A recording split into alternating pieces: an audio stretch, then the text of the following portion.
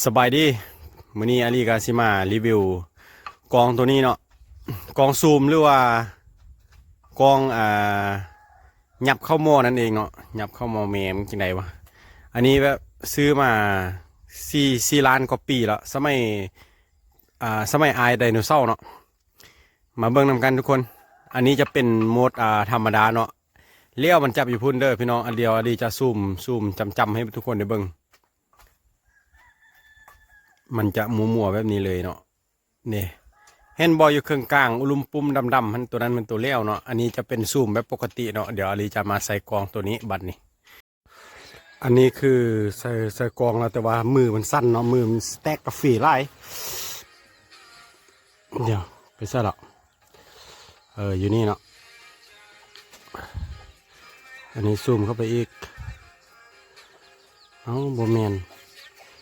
อันนี้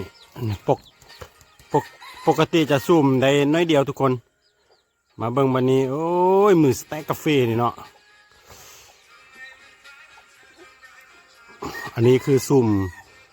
มยังบ่จำเลยทุกคนแต่ว่ามันนันโพดเนาะอันนี้มันใส่กองตัวนี้โคตรแจ้งเลยโบว้าวเลยโคตรไกลเลยตัวนี้นะโอเคเนาะที่ว่าโอเคอยู่ทุกคนอันนี้ซูมแบบธรรมดาเนาะ